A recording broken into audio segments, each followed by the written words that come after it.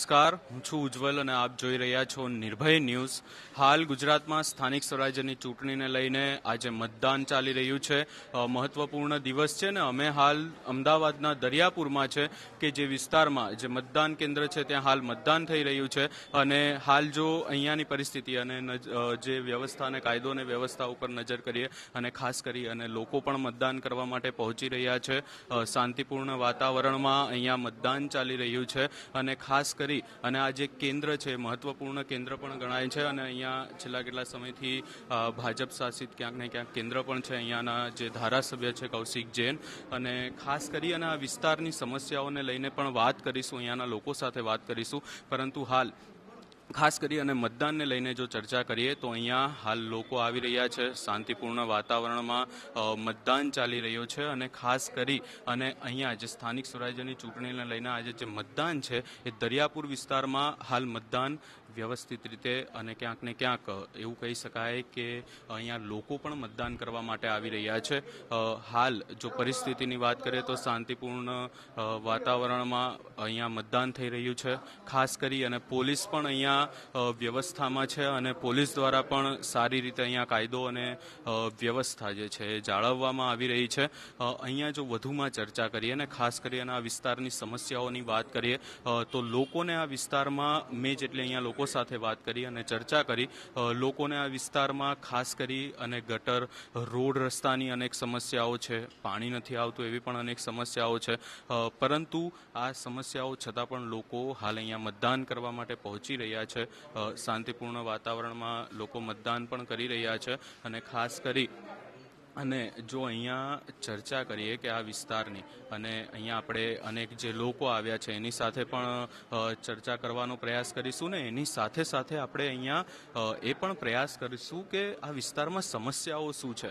કારણ કે મોટી સંખ્યામાં અહીંયા લોકો આવી રહ્યા છે મતદાન કરવા માટે, એટલે ક્યાંક ને ક્યાંક લોકોને શું પરિવર્તન જોઈએ છે કે જે તંત્ર અને જે કામગીરી હાલ ચાલી રહી છે એ કામગીરી સાથે જ તેઓ ક્યાંક ને ક્યાંક સંતુષ્ટ છે. આ તમામ બાબતોને લઈને પણ આપણે ચર્ચા કરીશું. પરંતુ ખાસ કરી અને જે દરિયાપુર વિસ્તાર છે, દરિયાપુર વિસ્તાર સતત ચર્ચામાં રહેતો હોય છે કારણ કે આ વિસ્તારમાં અનેકવાર આપણે જોયું છે કે લોકોએ અનેક સમસ્યાઓને લઈને વિરોધ પણ કર્યા છે.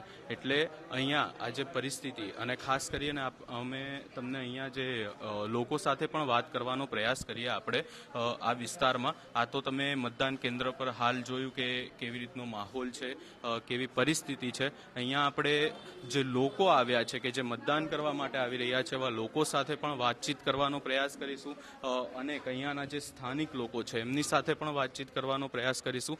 તમે જોઈ શકો છો કે પોલીસનો અહીંયા ચુસ્ત બંદોબસ્ત પણ ગોઠવવામાં આવ્યો છે અને શાંતિપૂર્ણ જે માહોલ કહી શકાય એ શાંતિપૂર્ણ માહોલમાં અહીંયા મતદાન પણ થઈ રહ્યું છે. અહીંયા અનેક લોકો પણ આવ્યા છે ને આપણે એમની સાથે પણ અહીંયા વાત કરવાનો પ્રયાસ કરીશું. અહીંયા જે આ વિસ્તારના એવું કહી શકાય કે આગેવાનો પણ આવેલા છે. જી આપ આ વિસ્તારના આગેવાન છો. હાલ જે મતદાન ચાલી રહ્યું છે ને જે રીતે લોકો આવી રહ્યા છે, સૌથી પહેલાં તો એને લઈને શું કહેવા માંગશો? ગરમીના લીધે થોડી પબ્લિક ઓછી છે, મતદાન શાંતિપૂર્ણ ચાલે છે અને જેની રીતે જ્યાં બી આપવું હોય ત્યાં એ પોતાનો અધિકાર છે એ મત આપે છે. જી તમે મતદાન કરી દીધું છે? હા, મેં કીધું ક્યારનું સવારે 9 વાગે કરી છે.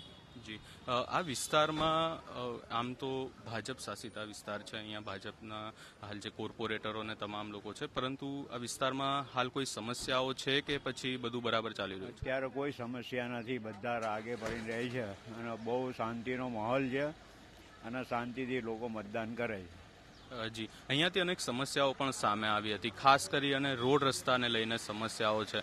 તો શું લાગે છે એના માટે કામ કરે છે તંત્ર?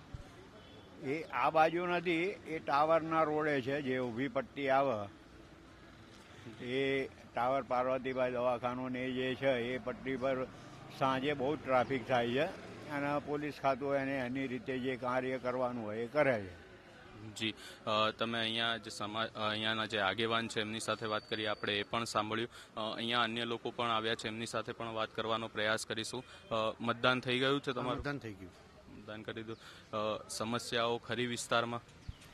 સમસ્યાઓ તો પહેલાં હતી, પણ જ્યારથી અમારે અહીંયા ધારાસભ્ય જ્યારે ચૂંટાઈને આવ્યા ત્યારથી લગભગ સમસ્યાઓનો અંત થઈ ગયો. પણ જે કે અમારા દરિયાપુર વિસ્તારની બહારનો જે રસ્તો છે, મેન રોડ, જાડન રોડ કહેવાય, ત્યાં નાની મોટી ફરિયાદો છે, ગટર લાઇટ, પાણી પથ્થર. બાકી તો લગભગ મોટાભાગના બજેટો દરિયાપુરમાં કૌશિકભાઈ જેને વાપર્યા છે. એટલે ધારાસભ્ય કામ કરે છે, પણ જો લોકોની સમસ્યાઓની વાત કરીએ ને આપણે, એટલે લોકોને રોડ રસ્તાની સમસ્યા હોય, ગટર ઉભરાતી હોય, અનેક જગ્યાએ લોકોના ઘર સુધી પાણી ના પહોંચતું હોય, અને એવા કામ ધારાસભ્ય નહીં પણ કોર્પોરેટરને કરવામાં આવતા હોય છે, અને એના માટેની જે આ ચૂંટણી છે, કોર્પોરેટરો કામ કરે છે. કોર્પોરેટર તો કારણ કોર્પોરેટર કામ કર્યા હોત તો કૌશિકભાઈનું 23 કરોડનું બજેટ ના વપરાયું હોત. કોર્પોરેટરોએ જો કામ કર્યું હોત તો આટલું બજેટ ના વપરાયું હોત.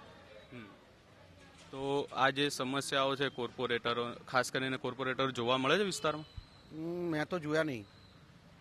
એટલે ચૂંટણી સમયે જોવા મળે? ના, મારી સામે રહે છે કોંગ્રેસના કોર્પોરેટર, એટલે એમના રોજ જોઉં, બાકી બીજા કોઈને જોયા નથી મેં. એટલે આવું જયારે ચૂંટણી આવે ત્યારે જોવા મળે? હા, ત્યારે જોવા મળે. અને પછી કામ નથી કરતા એટલે તો પ્રજા જાકારો આપે છે. તમે કામ ના કરો એટલે પ્રજા જાકારો આપે છે.